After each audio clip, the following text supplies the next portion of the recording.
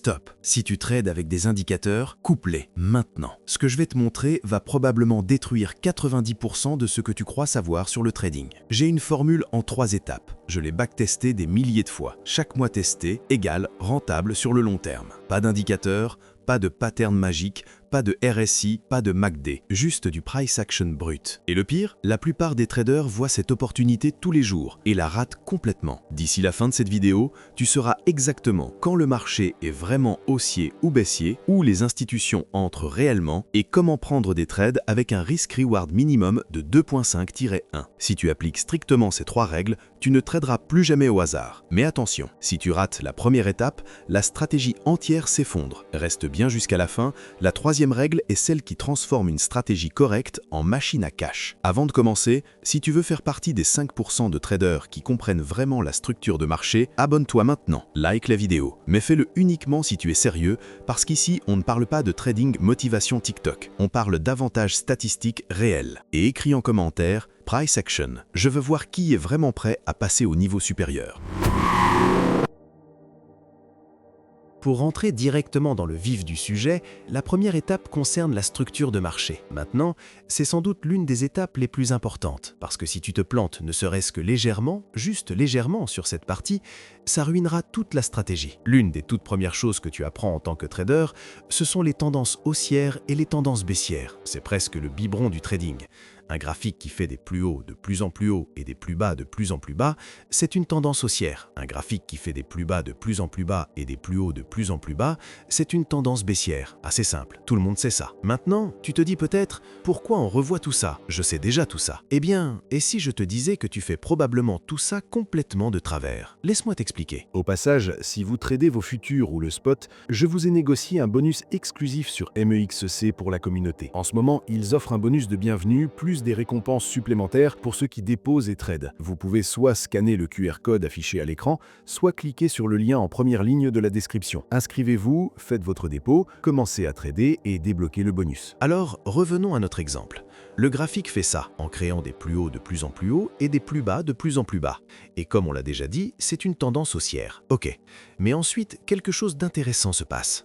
Le graphique commence à se diriger vers le bas, ce qui fait que dans le processus, le prix crée ce creux et le casse en le traversant. Et ce point précis, c'est là où je vois la majorité des traders faire l'erreur. Puisque le prix a cassé ce creux, beaucoup de traders pensent qu'on est maintenant dans un retournement et que le prix est en tendance baissière. Alors ils commencent à chercher des trades à la vente parce qu'ils pensent maintenant que le prix va aller plus bas. Mais et si je te disais que ce graphique est en réalité encore fondamentalement haussier? Tu vois, certes le prix a créé ce creux, mais ce creux n'est en fait pas du tout un creux, ou du moins pas un creux valide. Pourquoi?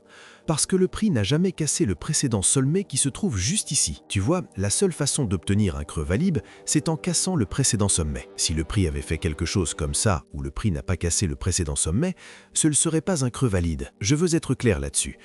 You are done. Fired. Pour qu'un creux soit validé, il faut qu'il casse le précédent sommet. Si tu ne comprends pas cette partie de la stratégie ne fonctionnera pas. Donc, disons que le prix casse ce sommet. On sait maintenant que c'est le creux valide. Ok, bien. Donc maintenant, le prix est en tendance haussière, ce qui veut dire qu'on ne doit chercher que des trades à l'achat. Le seul moment où on doit commencer à chercher des trades à la vente, c'est si le prix casse ce creux. Il peut faire n'importe quoi ici. Il peut monter, descendre, aller en range, littéralement n'importe quoi tant qu'il ne casse pas ce creux. On est en tendance haussière. Donc, si le prix fait ça, on est dans quoi? Eh bien, beaucoup de gens diraient tendance baissière, parce qu'on a cassé ce creux juste ici. Mais comme je l'ai dit avant, un creux n'est validé que s'il casse le précédent sommet, ce que ce creux n'a pas fait. Il n'a pas cassé le précédent sommet, donc il n'est pas validé. Donc, on regarde toujours notre creux précédent, que le prix n'a pas cassé, donc on est toujours en tendance haussière. Maintenant, disons qu'au lieu de faire ça, le prix finit par casser vers le haut. Puisque le prix a cassé notre précédent sommet, notre nouveau creux sera transféré de ce point-ci à celui-là. Je sais que ça peut être légèrement déroutant, mais la chose principale que tu dois retenir, c'est que la seule façon de valider un creux, c'est s'il casse le précédent sommet. Si tu retiens cette seule règle simple, tu seras facilement capable d'identifier si on est dans une tendance haussière ou une tendance baissière. Donc, c'est la première étape, identifier si on est en tendance haussière ou en tendance baissière. Alors, quelle est la suite? Ce serait l'étape 2 de la formule. L'étape 2 consiste à identifier la supply, l'offre et la demande sur les marchés. Les zones de demande se trouvent dans les tendances haussières. Les zones de supply se trouvent dans les tendances baissières. Une bonne façon de raisonner, c'est que tu veux acheter depuis les zones de demande et vendre depuis les zones de supply. La raison pour laquelle tu veux acheter depuis les zones de demande, c'est celle-ci. Ici, si on regarde de près, le marché monte, puisqu'on a vu une forte impulsion depuis le début de ce mouvement. Ça nous montre simplement que beaucoup de gens voulaient acheter à partir de ce point. Donc, on peut supposer que si le prix revient dans cette zone, les traders auront le même raisonnement et voudront acheter dans cette même zone encore. Nice. Une zone d'offre, c'est exactement l'inverse, puisqu'on a vu un fort mouvement baissier à partir de ce point. Ça nous montre que beaucoup de gens veulent vendre dans cette zone.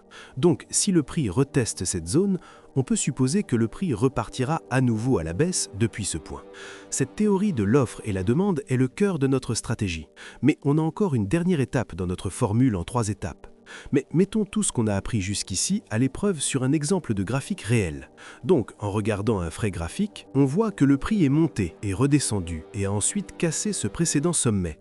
Ce qui veut dire qu'on a des plus hauts de plus en plus hauts et des plus bas de plus en plus bas, ce qui signifie qu'on est dans une tendance haussière. Puisqu'on est en tendance haussière, on ne cherche que des trades à l'achat, on ne cherche pas de position vendeuse, parce que shorter dans une tendance haussière, c'est juste stupide. Puisque ce creux a cassé le précédent sommet, c'est notre creux valide, et le prix ne sera en tendance baissière que s'il casse ce point. Donc maintenant qu'on sait qu'on est en tendance haussière, on veut chercher des opportunités en zone de demande.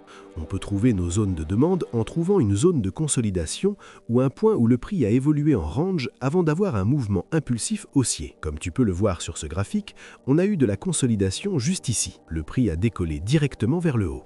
La façon dont j'aime marquer mes zones de demande, c'est en marquant la bougie juste avant le mouvement impulsif. Donc prends ton outil rectangle sur le côté, trouve la zone de consolidation avant le gros mouvement, puis marque du plus bas au plus haut de la bougie précédente avant le gros mouvement. C'est notre zone de demande. Encore une fois, on ne considère même pas les zones d'offre, parce qu'on est en tendance haussière, donc on n'a pas à s'en soucier. On attend que le prix revienne dans cette zone, et c'est là qu'on entrerait en position. Place ton stop loss juste en dessous de la zone de demande, et place ton take profit sur les récents sommets. Boum, on a un trade facile. Donc c'est un exemple d'un trade gagnant. Mais je veux te montrer à quel point cette stratégie est vraiment précise. Alors décomposons-la avec un exemple sur un vrai graphique. Ici, on obtient une tendance haussière, parce que le prix fait des plus hauts de plus en plus hauts et des plus bas de plus en plus bas. Comme on peut le voir, ce creux est celui qui a cassé le précédent sommet. Donc c'est ici que le prix doit casser pour être en tendance baissière, ce qui est exactement ce qui se passe. Donc maintenant, on est en tendance baissière, et on ne cherche que des zones d'offre ou des trades à la vente. Donc on marque nos zones d'offre, le prix remonte dans cette zone d'offre, on entre en position, on place notre stop loss au-dessus de la zone d'offre et on place notre take profit sur les récents creux. Boum, trade gagnant facile. Mais attends, on n'a pas fini. Le prix a créé une autre zone d'offre ici en haut et on est toujours en tendance baissière. Donc on attend que le prix remonte dans cette zone d'offre, on entre en position, on place le stop loss au-dessus de la zone d'offre et on vise les récents creux, un autre trade gagnant. Mais encore une fois, on n'a toujours pas fini. Le prix a créé une autre zone d'offre. On attend que le prix remonte jusqu'à elle, on place le stop loss au-dessus de la zone d'offre, on place le take profit sur les récents creux. Et encore une fois, on a un autre trade gagnant.